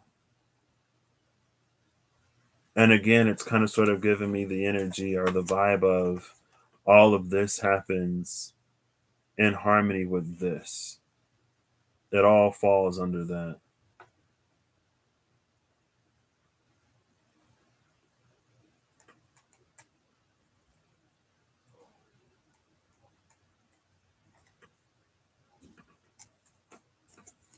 That's interesting.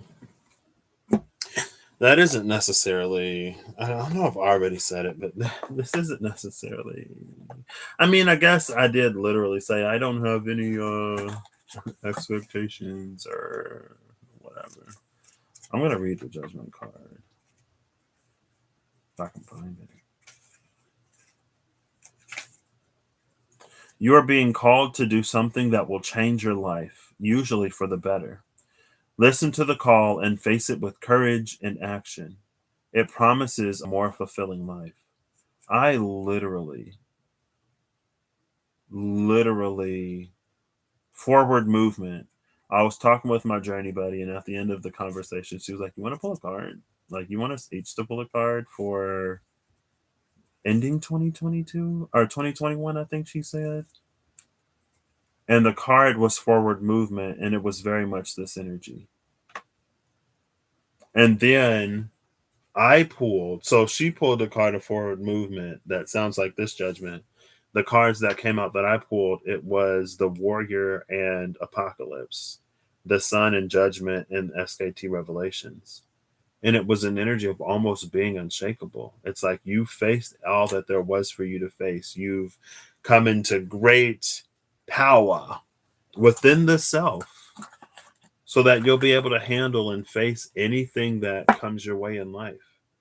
And in that, it's like we'll be able to more consistently make choices and put ourselves down paths that lead closer and closer to where we truly, genuinely, authentically want to be, and where we find all of the happiness, joy, love, abundance, prosperity, health that we desire.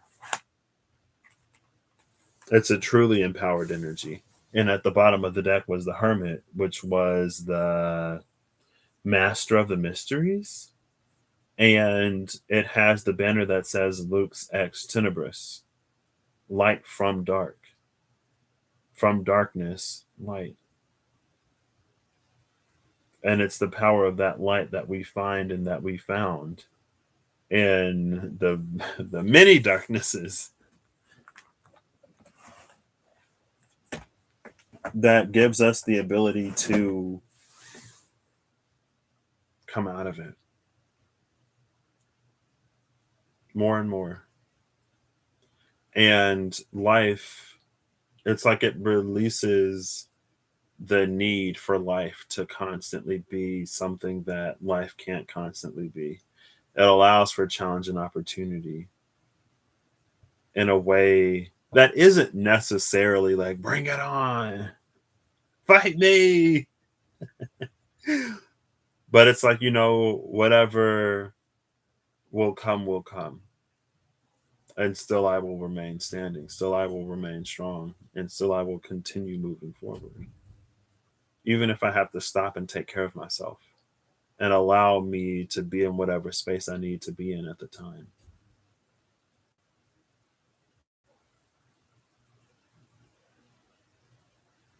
And I think that'll really serve. If nothing else, it'll help us be more stable as we moved into fixed nodes of Taurus and Scorpio.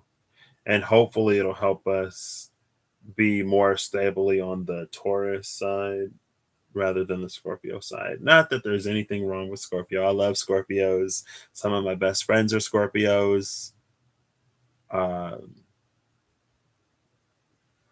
Do I have any Scorpio family? I don't know if I do. I would say like my father is a Scorpio, but my dad's a Virgo. It's funny that my dad's a Virgo and I don't have any Virgo in my chart. And we are so extremely alike in ways that humble me. I remember growing up, I was like, am I like that? And I was like, I'm not that bad. Surely I'm not that bad. But anyway, it keeps us on the Taurus side. And what it does is, like that Knight of Wands, it creates Knights of Wands who can hold the light and carry it forward into the world. It's like the Knight of Wands, it's like it moves forward and there are like towers happening all over the place. There's like double energies and moon cards. And it's like the Knight of Wands can be a star for those who may need a star, or it can help others get to their own star energy. And then once their self process kicks in, it turns them from a star into a sun. It brings the star closer, close enough to provide light, enough to illuminate the sky, to provide warmth, to warm a planet, and to, again, with that light, allow that which is photosynthetic to grow, to start the food chain or be the basis of the food chain, and to not be like an exhaustible resource. So it's gorgeous. I don't know how we get from point A to point B in the journey, but it seems like We're going to be going for point C or point D. But I would say to not be afraid to be flexible or adjustable as the year comes. We may start the year with a certain resolution. We may start the year with certain goals and dreams and hopes and aspirations. And we may discover something throughout the course of the year that reveals that there is something different, something more aligned um, to what it is that we really want. Because again, as we are the self and as we embody and embrace and be the self fully, we may discover that there are other things that we want. And we don't have to hold on to old hopes and dreams. Like we can allow for new ones. We can allow for our paths to change. We can turn in the direction of the sun where the deer are and follow that path more naturally. It feels like the flow of earth is changing. While in the North Node is in fixed Taurus, Earth, Uranus is also there, helping it be mutable. And Pluto is going to be throwing in some trine action at the early part of North Node in Taurus to help give us some fluidity too. Um, you know, Uranus and Pluto assistance is, we'll see.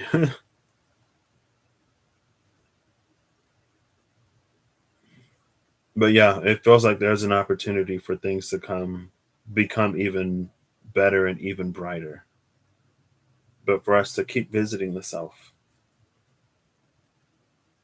because I don't know, it feels like the things that we desire might change in a way. Maybe nothing huge, maybe nothing drastic, but I think it would be pretty cool to flow that way when the universe is like, hey, here's a door. I think you might like it. And, to not go, well, I've never liked that before. I don't see why I'd start liking it now. I used to be like that. And some ways I might still be. I have learned flexibility, though. That's one thing that 2020 really taught me. Um, was to be more open to new experiences. And there are things that I love that I discovered just being a Taurus. The culinary world has opened up to me, and in some ways I have thrown myself into it, and my palate is so extremely grateful. I mean, to be fair though, I just started liking vegetables like in 2019. So that was one thing that I didn't expect after I did my solo healing at the beginning of 2019, that I would enjoy vegetables and being outside. But I guess when you're less depressed, like being outside, at least in my case, like I guess I shouldn't be surprised that I didn't feel the need to isolate and shut myself indoors and that I could actually enjoy the comforts of nature. Anyway, I've reached that rambling point. I wish you all a very happy, prosperous, beautiful 2022 and more. I wish you a happy, prosperous, and beautiful January 1, January 2, January 3, and that it continues to build more and more. That you continue to build more and more. That you become more and more liberated and more free, and that you can taste the sweetness of life. And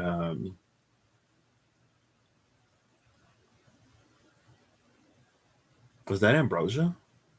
The nectar of the gods, the sweetness of life. Was Ganymede the one who was the cupbearer to the gods? He was like some little kid or some dude, and he was so pretty or beautiful or whatever that they like made him serve the gods for like all eternity. What a life. I'm just playing. Anyway, I hope you all have a good whenever you see this. I hope you're acting in alignment to make all that you wish to experience your reality. And whatever comes along your path, journey, or way, I hope that you are able to do, and that the conditions and environment are favorable to encourage you to do whatever it is that gets you closer to